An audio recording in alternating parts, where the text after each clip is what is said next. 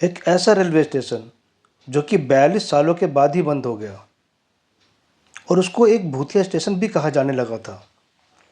आखिर ऐसा क्या हुआ कि एक स्टेशन जो कि नया नया बना और बनने के 5 सालों के बाद ही बंद हो गया।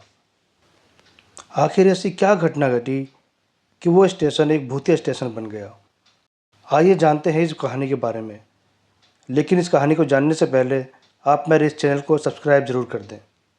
ये कहानी है बंगाल की राजधानी कोलकाता से 250 किलोमीटर दूर पुरुलिया डिस्ट्रिक्ट के एक गांव की, जिसका नाम है बेगुन कोडार, जो कि पुरुलिया सिटी से करीब 40 किलोमीटर दूर है। बेगुन कोडार में रेलवे लाइन तो थी और वहाँ से कई ट्रेनें भी गुजरती थी, लेकिन वहाँ पर कोई रेलवे स्टेशन नहीं था और वहाँ के लोगों को ट्रेन पकड़ने के लिए करीब 25 किलोमीटर दूर जाना पड़ता था। इससे उनको बहुत ज़्यादा दिक्कत हुआ करती थी। वहाँ के लोग भी चाहते थे कि उनके गांव में एक रेलवे स्टेशन बने, ताकि उन्हें ट्रेन पकड़ने के लिए इतनी दूर अपने गांव से जाना ना पड़े। और फिर गांव के लोग सरकार से अपने यहाँ पर स्टेशन बनवाने की मांग करने लगे। उनकी ये मांग ऊंचे अधिकारियों तक पहुँचाई गई। अधिकारियों ने भी इस प्रस्ताव को आगे बढ़ाया और आखिर उस गांव में एक स्टेशन बनाने की मंजूरी मिल गई। ये बात है सन 1960 की।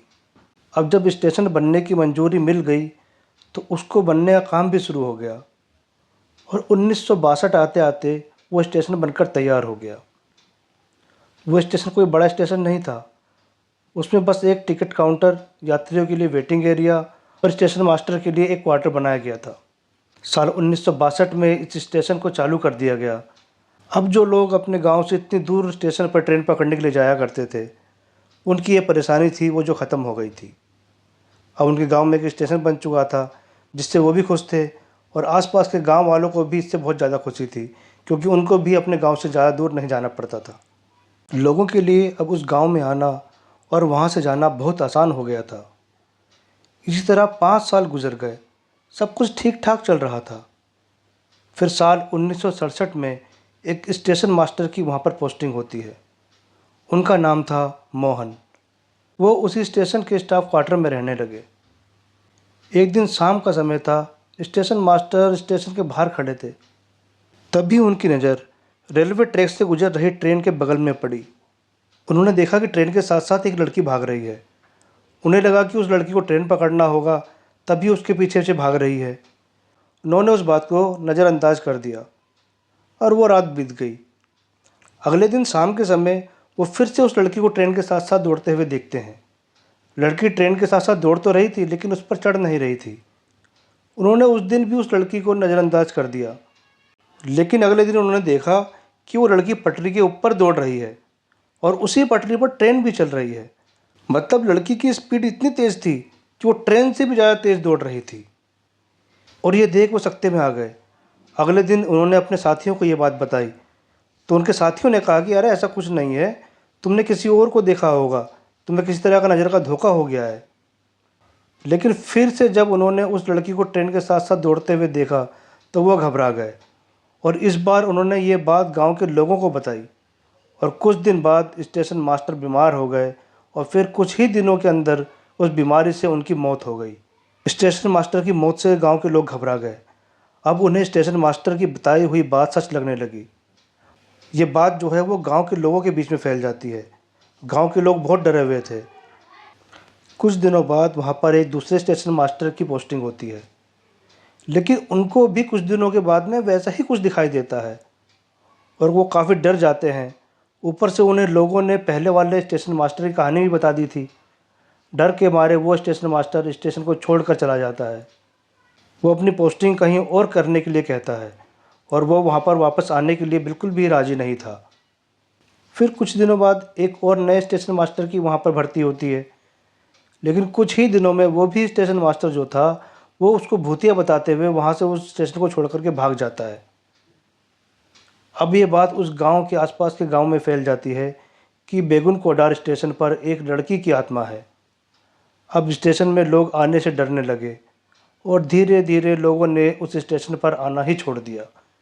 स्टेशन के अंदर जो स्टाफ था उन्होंने भी उस स्टेशन को छोड़ दिया और वहाँ से भाग गए। अब तो गांव के कई लोग भी दावा करने लगे कि उस लड़की की आत्मा उस स्टेशन में ट्रेन के आगे दौड़ती हुई उनको दिखाई देती है। कई लोगों का कहना था कि वहाँ स्टेशन पर एक पेड़ है और उस लड़की की आत्मा उसी पेड़ पर रहती है।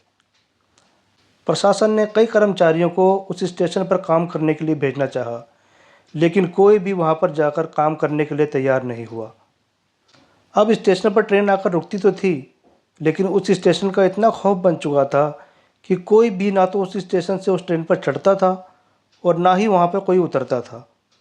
लोग फिर से 25 से 30 किलोमीटर दूर जाकर ट्रेन पकड़ने लगे। अब बेगुनकोडारा स्टेशन पूरी तरीके से वीरान हो चुका था। ना तो स्टेशन पर ही कोई कर्मचारी था और ना ही गांव के लोग वहां पर आते थे। ना तो वहां से कोई ट्रेन पर चढ़ता था और ना ही कोई वहां पर ट्रेन से उतरता था। अंत में रेलवे ने यह फैसला किया कि उस स्टेशन को बंद कर दिया जाए। अब वहां पर कोई भी ट्रेन नहीं रुकेगी, क्योंकि ट्रेन रोकने के लिए स्टाफ की ज़रूरत होती है, लेकिन वो स्टाफ वहां मौजूद नहीं था। इसलिए स्टेशन ओपन होने के 5 साल बाद यानी कि 1967 को उस स्टेशन को बंद कर दिया गया। अब रेलवे को भी उस स्टेशन को बंद करने का कारण बताना था, तो उन्होंने भी अपनी ऑफिशियल रिपोर्ट में इस स्टेशन को भूतिया होने की बात लिखी। इस तरह कई साल बीत गए और वो स्टेशन ऐसे ही वीरान पड़ा रहा। लेकिन जब ये बात कोलकाता तक पहुंची तो वहाँ के ट्रैवल एजेंट ने इसका फ़ायदा उठाया और अपने टूर पैकेज में भूतिया स्टेशन को भी ऐड कर दिया।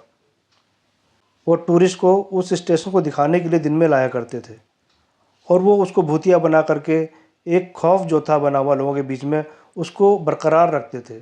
लोग आते थे दिन में, उस स्टेशन को देखते थे और उसकी कहानियाँ सुनते थे और इस तरीके से वो जो स्टेशन था वो बराबर भूतिया बना रहा।